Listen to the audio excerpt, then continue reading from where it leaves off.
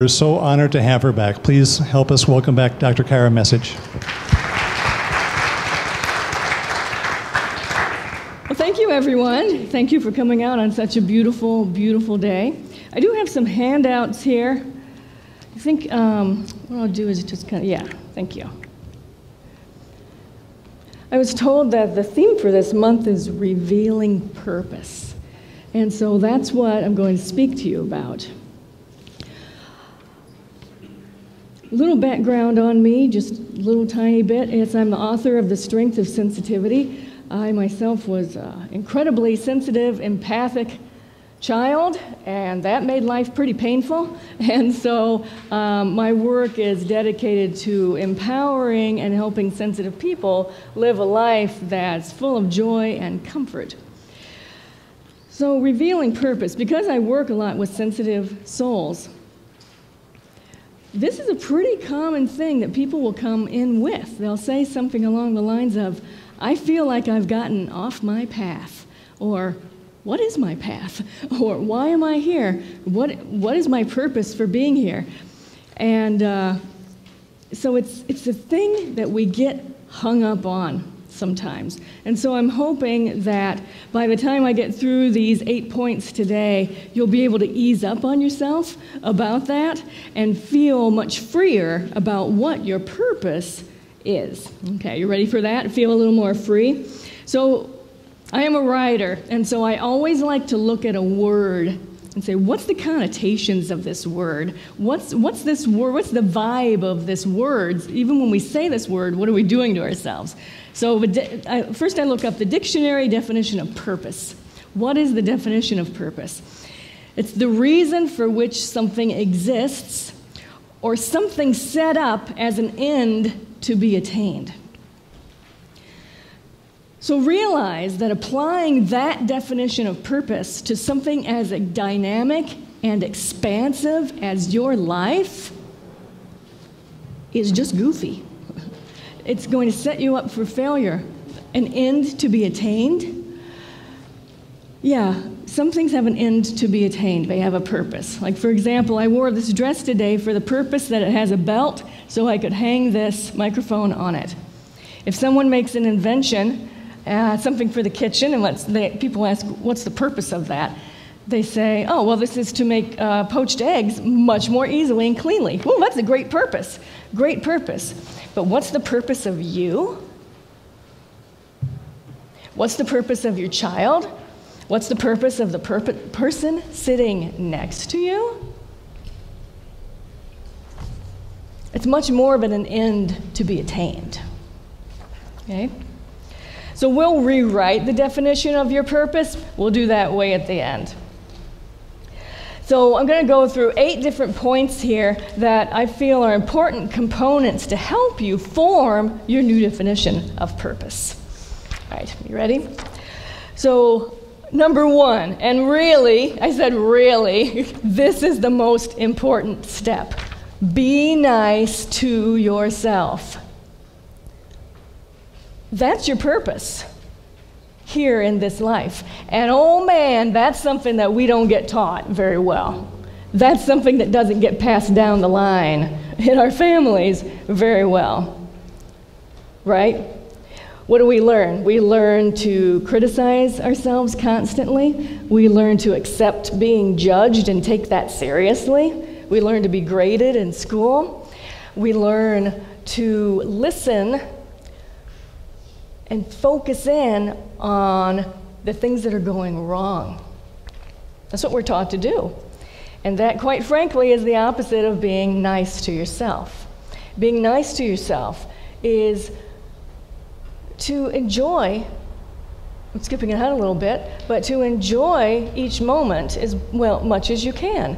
To realize that those criticizing thoughts in your head are not valid. Just like I just went through the definition of purpose, if you sit for a moment, let's say a common criticism people will do in their minds will be something like, oh, there I go, I messed up again. I just can't ever do this kind of stuff right. We'll just say, A common one I get with people is like on their computer. I never understand this stuff with Windows. It doesn't ever work. I'm just stupid when it comes to this stuff.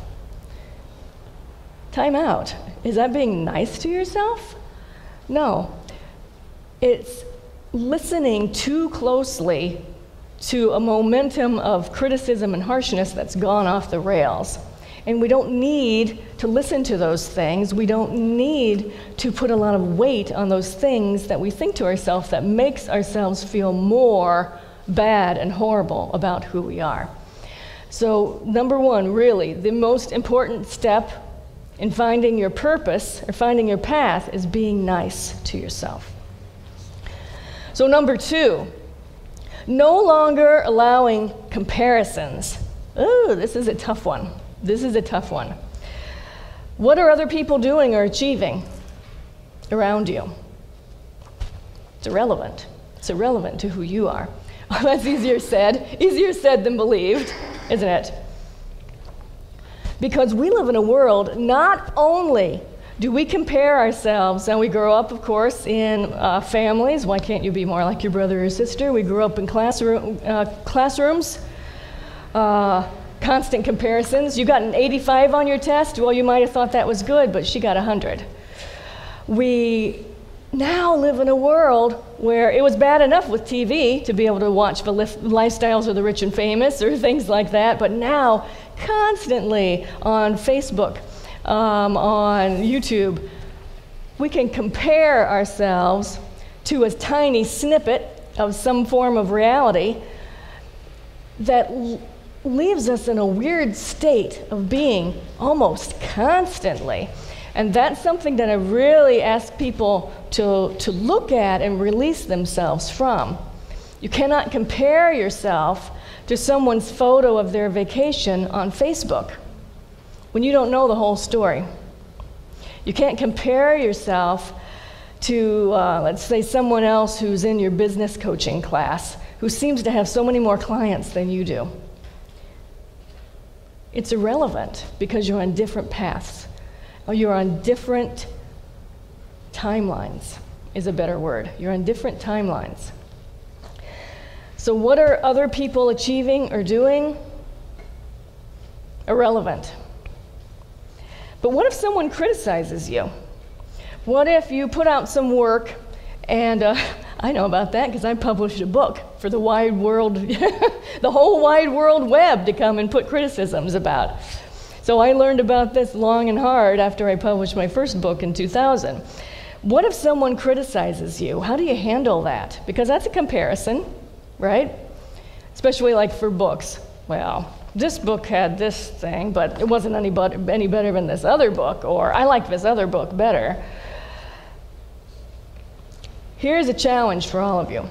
When someone criticizes you, it could be anything. Something in your work, something you made, something you said, something you espouse that you believe. You like that? You went there? You went with who? You did. Use that as a means purely to look within yourself and, like a fishing hook, hook the ways you're criticizing yourself that are similar. Because that's what the hook always is. If someone comes up to you, like I'll just speak for myself, being in a completely metaphysical career, not doing psychology the way I was trained to do it, that was a tough one for a couple of decades, for a while. And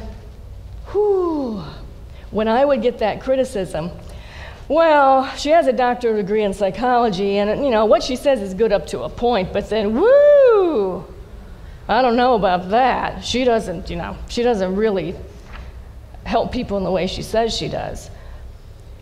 What is that? Now, on one hand, you could say, well, just ignore it, or it's irrelevant. But if it hurts, that means it's hooked into something that you do believe about yourself, or it's a conflict that you have about yourself. So for me, of course, that was really the conflict. Do I know what I'm doing? I'm paving my own path. Do I really help people the way I think I do? Am I confident in what I'm doing? Not all the time, no. And so that's how criticism could hook in. But criticism is only a tool for you to say, okay, that's something I need to clear out of myself and no longer allow myself to sink down when I tell those things to me. Does that make sense? So it's no longer allowing those comparisons or those criticisms to affect you in regard to what your purpose is.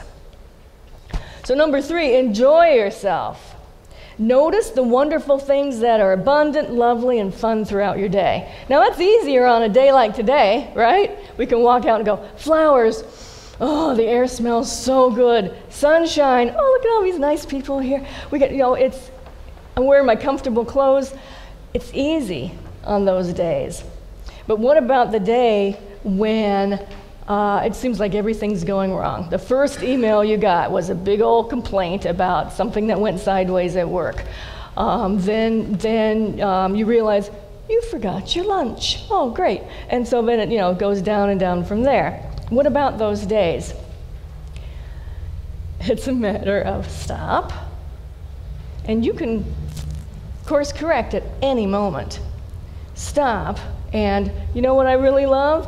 I really love my plants and my crystals and rocks that I have on my desk. I'm going to enjoy this for one moment.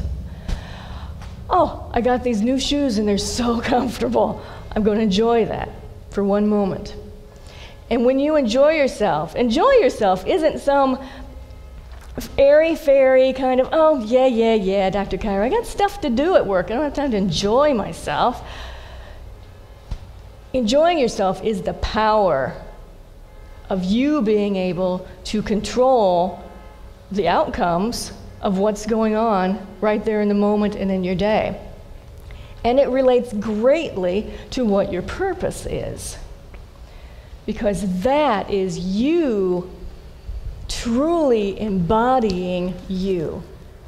So when you get a phone call from your brother-in-law that says, yeah, well, we need to have a meeting about this thing about the inheritance because it's not being divided up correctly, and everybody in the family is mad, and you go, oh my God, is that you? When you have a reaction that is, oh, everything in my body hurts right now. I don't want to do this. This is awful. It's going to be terrible. Can you believe how we have to do this again? That's what's going to happen. That's the energy that you're creating. When you stop and say, all right, I'm going to think about one good thing about Bob right now. That's my brother-in-law's name. So when you think about, I'm going to think about one good thing about him right now. Okay, he was really nice to me that time that we went out to dinner and we enjoyed some things together. He was really nice. Okay, reset and enjoy your drive over there. Enjoy a great lunch before you go over there, something like that. That's your power. And that's part of your purpose, is realizing that you do have influence over everything in your life, even experiences with other people. So enjoying yourself is a tremendous power. So number 4 about purpose, release preconceived notions that limit who you are or what you should be doing. Again, we get these preconceived notions, about a million times a second from the moment we're born. Who are you supposed to be? How are you supposed to act? What are you supposed to do to make the family proud? What are you supposed to do with this college degree that you got? Who are you supposed, it never ends. It never ends. And those preconceived notions are one of the things that I see with clients and have experienced with myself that limit us way more than we realize. So, for example, with me, I have the doctoral degree in psychology. And a lot of times, people, when they're comparing, they would come to me and say, maybe they're setting up a healing practice, or they're learning to be acupuncturist or something like that. They would come to me and they'd say, "Oh, wow, it must be great for you, Dr. Kyra. You have that doctoral degree in psychology, and that must make it, easier for you. And, you get respect from people, and they understand what you're doing, and isn't that great?" Oh, yeah, that's great, because that's completely wrong. Because what it really was I had a ton of preconceived notions. I spent a lot of money going to school for a long time. And therefore, I had a preconceived notion that I needed to make a certain amount of money to balance that out. I also had a preconceived notion. I don't know how many of you have gone to advanced training for your career, grad school, the military, things like that, where you really kind of get, here's you, and you start getting funneled down more and more and more into who you're supposed to be. And that's how I explain to people what grad school is. Be prepared that for a while there's some brainwashing about who you are supposed to be, how you're supposed to conduct yourself after you get this degree, and how you're supposed to represent that school and your degree to the world. Those are all preconceived notions that limit us tremendously, and we try to brush them to the side. Oh, no, I'm the master of me. I say who I am. I do what I want to do. Yeah, sure I do. I do that. Well, not really, when all of those preconceived notions are back there, like the monkey on your back, that tap you and say, really, are you doing what you know you should be doing? Are you doing this in a way that would make your professors proud? Are you doing this? So you get what I'm talking about.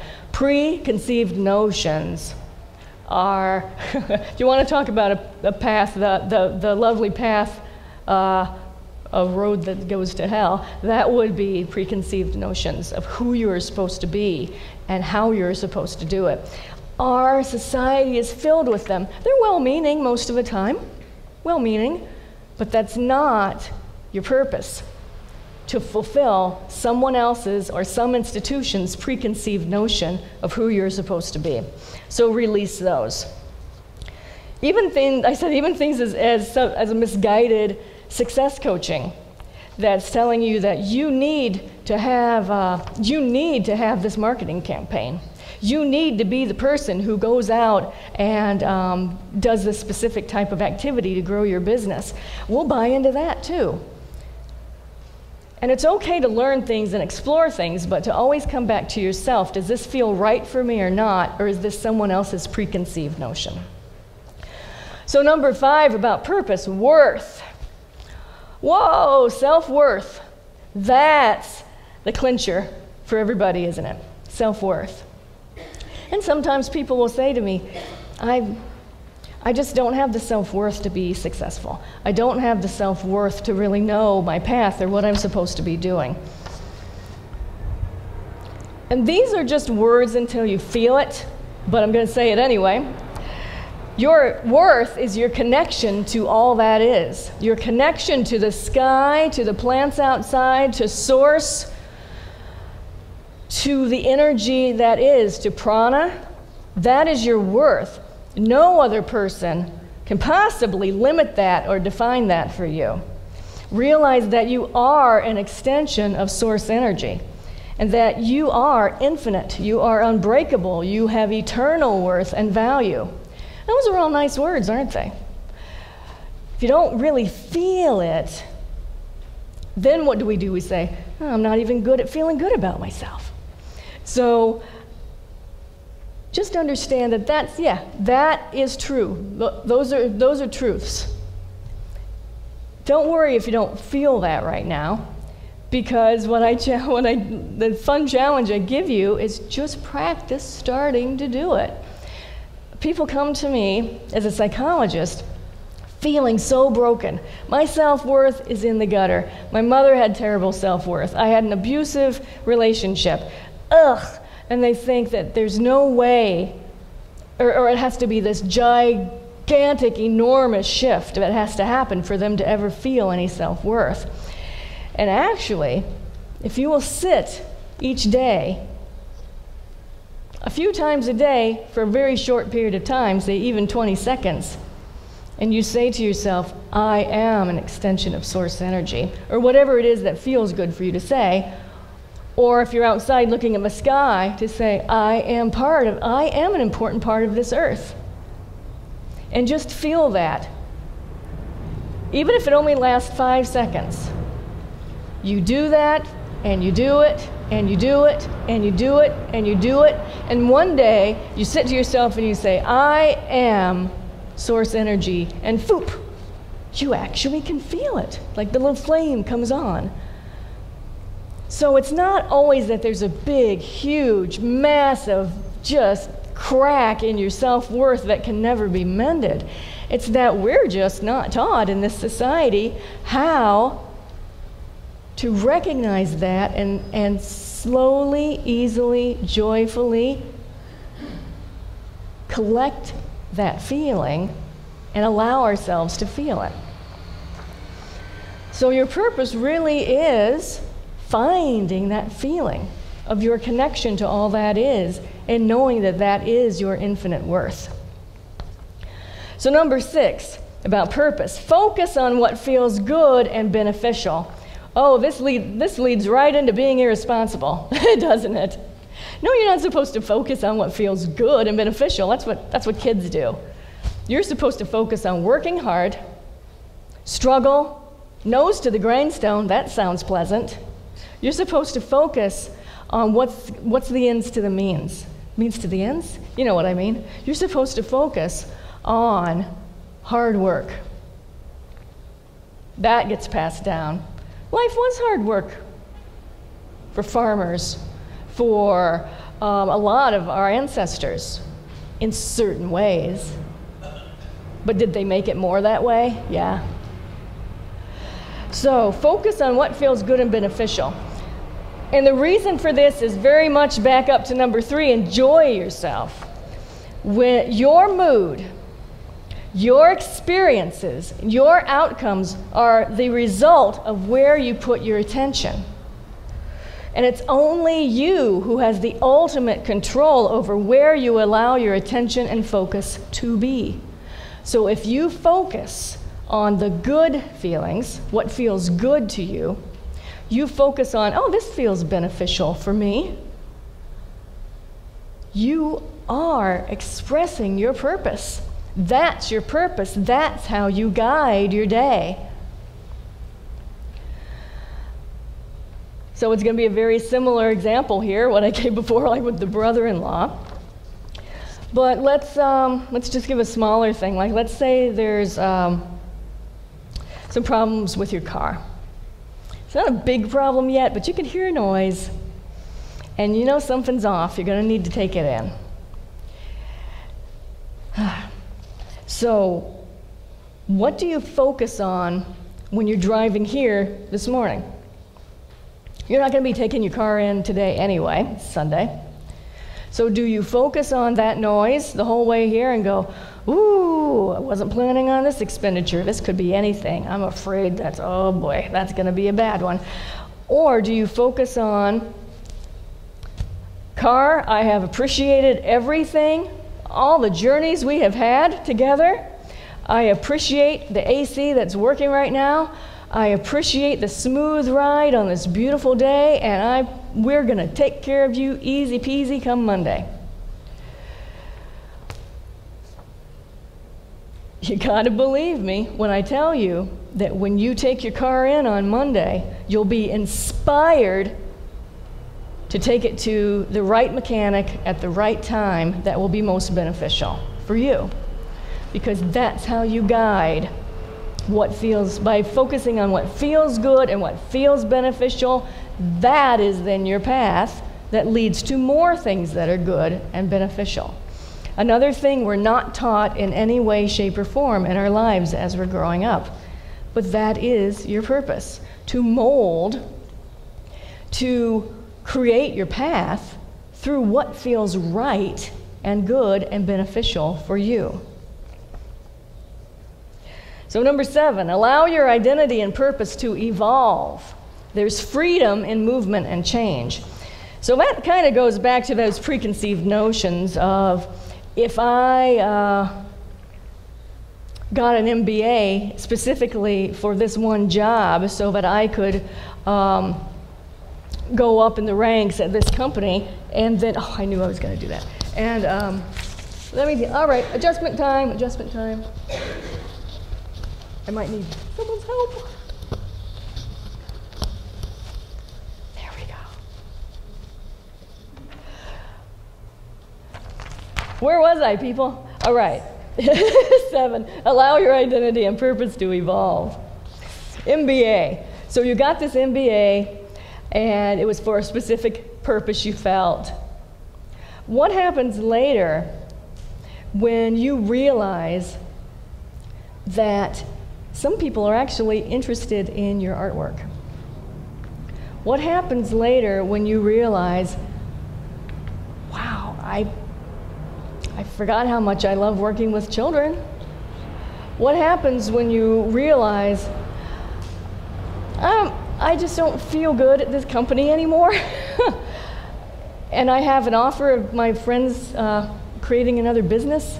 It seems like it's not related to this at all, but I'm interested in it. What do? Well, you allow your identity to evolve. You allow your purpose to evolve. You're never off track. Just because you got a degree in a certain thing, or your family business was a particular business, or you felt like, well, I'm a kind, caring person, that's why I work in this particular field. You are always, and you will always evolve and change. So allowing that purpose to evolve and change, you can do this, you can do that, you can be this, you can have more than one job, you can have a hobby that is really where you feel great, and that can be more of what you feel is your purpose. So just allowing that freedom of movement and change. And number 8, let purpose find you. Don't go looking for your purpose, please.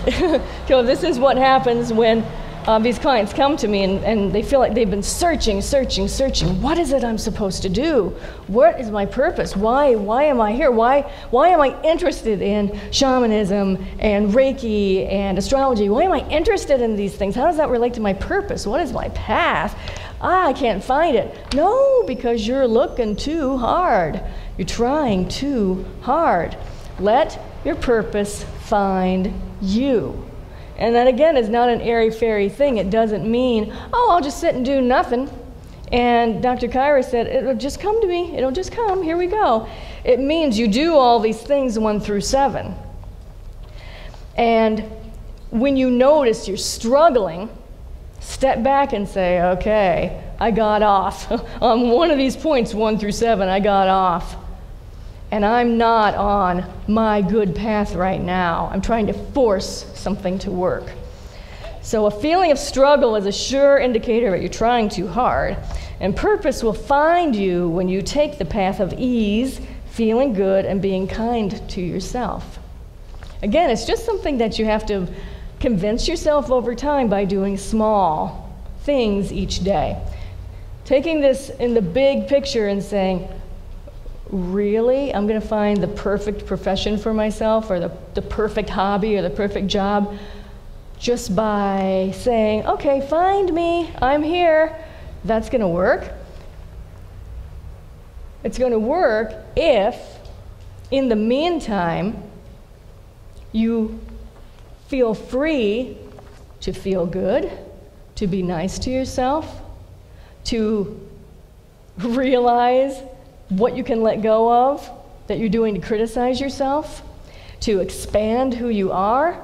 So that's not doing nothing. That's the opposite of doing nothing. It's doing everything to get yourself to that good feeling place where then you're inspired. Oh, the right person calls you at the right time, or you suddenly see a job opening. You're like, I don't know why, but I'm going to apply for that. You get inspired. And that's when purpose finds you. right? So you don't need to do this now, but in regard to writing it, but what I'm going to have you do for a moment is just close your eyes, go within, redefine purpose for you. This depends on how wordy you are. Several words may come to you, a feeling may come to you, an image may come to you, or it may just be one word. Okay? So what I'm going to do is just, some of you are already ahead of me, and just ignore me if you're already ahead. Otherwise, just a couple of slow, nice, deep breaths in and out. In and out. Just relaxing, letting the chair support you. Feeling the connection of all the beauty on this day. And that source energy, that intuition, that core of prana within yourself.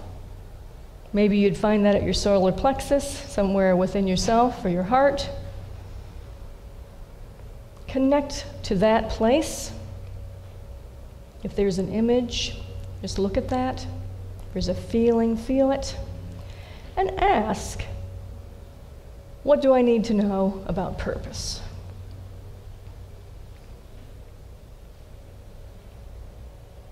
Just notice what comes to you.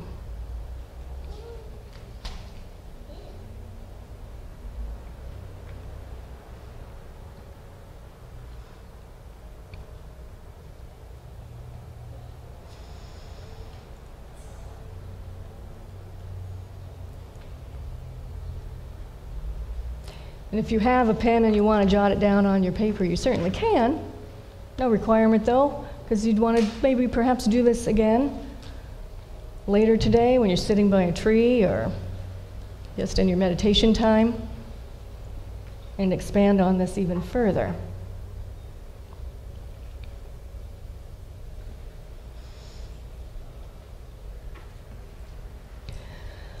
So what I'd like to do right now is just see if there's one or two of you who would be willing to share what came up for you in that meditation.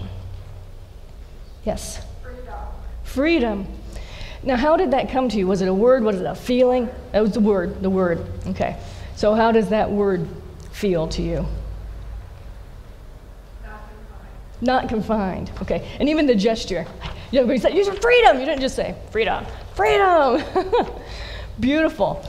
And isn't that's a great definition of purpose. That is a beautiful definition of purpose. And it's going to mean different things to different people. But for you, that's it. So thank you for sharing that. Yeah, anybody else? And I'm going to stand here until somebody does. Yeah. A feeling of flow. Okay, and how did that occur to you? It was a picture of flowing energy. Okay, was there any particular color or anything like that? No. Okay, so just... It's a feeling. I guess a picture and a feeling. Yeah, I do that a lot too. It's like I'm not necessarily seeing it clearly like on a screen, but I can kind of see it, and it's more of a feeling. So that feeling of that flow. And I noticed when you did it, you kind of went like this. So what does that mean? That means the flow and the evolution of our lives, the path, it wasn't so straight and narrow, was it? And that's what we expect of ourselves. One step, next step, next, and then I'll be there, straight path. And if we get off the path of that, what we think is going to be that straight path, we go, oh no, I'm off the path. This is how the flow goes. It goes over here for a while, it comes over here, it goes over there, and it's always perfect. It's always the scenic route. It's always where it needs to go. So that's why I love those feelings and those images that come up, because they convey so much. Thank you. Anyone else? Just one more. Yeah. Purpose is energy? Oh, our energy? Yeah. And then was that the words that came to you? Yeah. And so what does that mean to you? I guess like the energy that I feel creates what I create, and it guides me. Yeah, I think that's really beautiful. And it reminds you too that you're not just your physical self, right? You're much more than just the skin and the cells and all that you are energy. And that's another beautiful, beautiful way. I got to be done soon. I keep knocking this off. That's a beautiful way to recognize your purpose. Being that energy. It didn't say do anything specific with it, did it? Just be that energy. All right, everyone. Such a gorgeous day today. Loved the music. Loved seeing all of your beautiful, beautiful, lovely, divine faces out there today. So what I'd like you to do right here is just imagine an incredibly bright, glowing sun. Just growing, growing, growing out of your solar plexus. Just a huge bunch of light. Whatever color it is for you is just fine. And just recognizing how that light very easily flows into the light, the person next to you, next to them, next to them, next to them, next to them. Beautiful divine light until it completely fills up the middle of this space, burning incredibly brightly. So bright, we can't really look at it, but we know it's just perfect, intensely white light. And we're going to take the words of those of you who shared with us today, and just repeat after me. We are freedom. We are flow. We are energy. And we are love. Thank you, everybody. Have a great day.